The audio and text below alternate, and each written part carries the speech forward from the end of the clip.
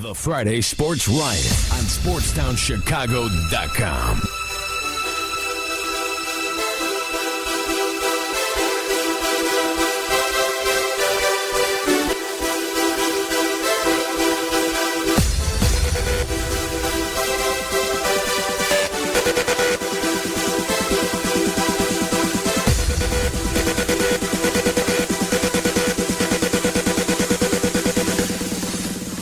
What's up? This is the Friday Sports Riot on SportsTownChicago.com. I'm Ryan Hoppy. And I'm Ryan Stuppridge. Call the show and get on the air. Talk to us live.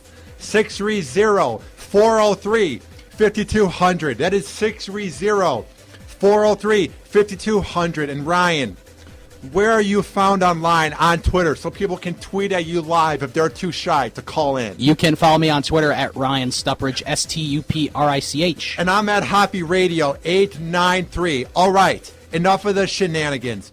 On the phone line, he is a freelancer. Gabe Salgado is on the line. What's up, Gabe? Gentlemen, it's Friday. Yes, and we are pumped that it is the end of the week. How has everything been, my man? Busy as always. You know, sports is a never-ending business. Right. Yes, it is. And what was your take as the Blackhawks lost Game 2 to the Los Angeles Kings? Well, you know, obviously it was a complete defensive breakdown. There were some fundamental errors made, especially on that goal or that shot that the Blackhawks thought went out of play and it actually just rolled off the top of the glass and back on the ice. That gave the Kings a goal because the defense just, paused for a minute.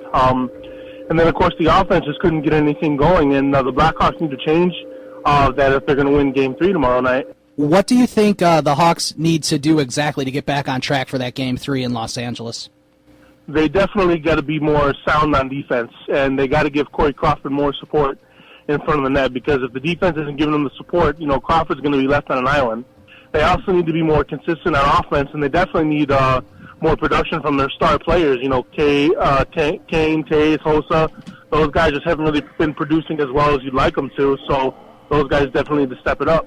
What do Kane and Taves need to do to get back in the game and get back in the zone?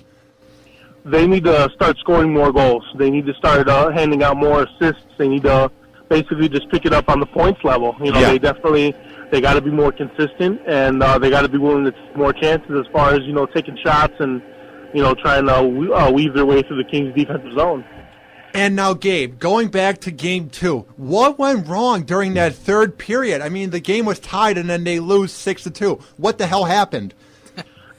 Like I said, just a complete defensive breakdown. They couldn't keep up with the Kings' offense, and, more often than not, Corey Crawford was left out there, by himself trying, he's not going to be able to stop every shot. There's no question about that. And, the Blackhawks, like I said, they just couldn't hold it down on the defensive end, and the penalties, just stupid penalties that really cost them dearly. So those were probably the biggest problems that they had in that third period.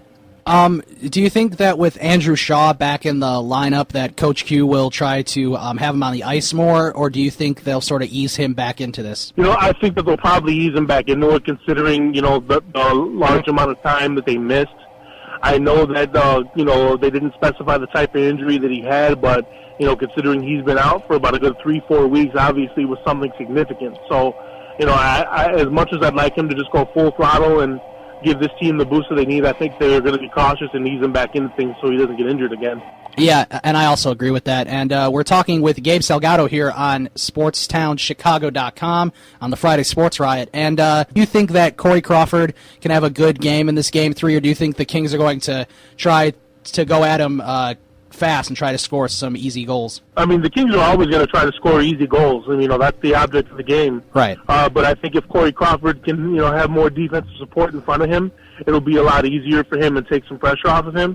But if the Blackhawks are absent on defense again, it's going to be another long night. How nervous do you think the Hawks are after giving up 5 goals in the third period? Do you think this is like messing with their mind, or will they fight through it and win Game 3? If they are nervous, they're definitely not showing it. The Blackhawks have always been a poised and composed team. If things do get to them, they don't let the media know about it. They don't let the fans know about it.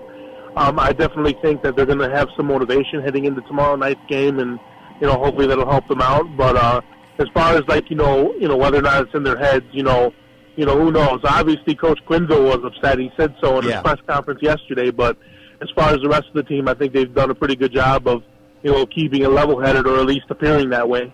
Now, who do you see winning Game 3, and how will this go down, Gabe? I think that the Blackhawks will realize that, they need to fine-tune some things fundamentally. And I think, they need to be more aggressive on offense. And if they can do all that, I think they'll be able to squeeze out a victory here.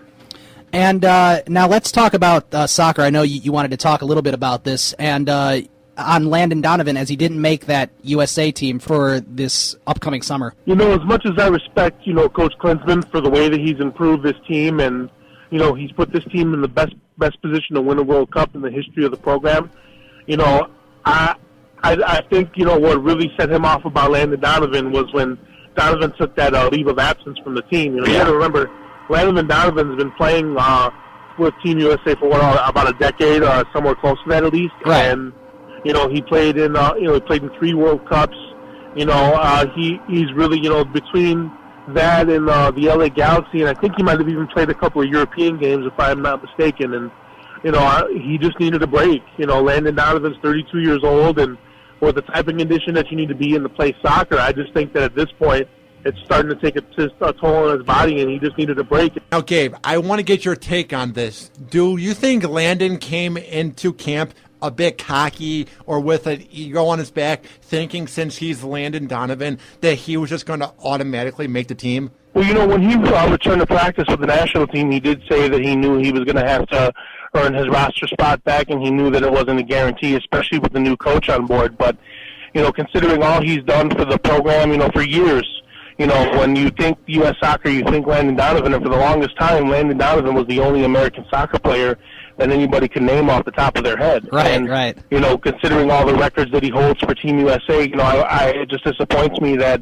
Coach Klinsmann didn't respect that a little more. I understand he needs to do what he needs to do for the team, but at the same time, the World Cup without Landon Donovan just doesn't sound right to me. There are some Chicago Fire fans that are so mad that Ryan McGee didn't make the team. What is your take, Gabe? Because I don't think he should have made the team. Well, Mike McGee, as good of a player as he is, he just didn't really prove himself, but at the same time, he wasn't given a whole lot of playing time either. Whatever limited reps he was given in practice and training sessions was really all he had. But, Mike McGee's a young player, and, he'll get more opportunities to play with the national team. So I think he just has to, work a little harder and prove himself a little bit more. Okay, Gabe, before we let you go, where can people find your work online and on the radio? You guys can find me on Twitter at Gabe Salgado82, and actually I'm no longer with Rivet.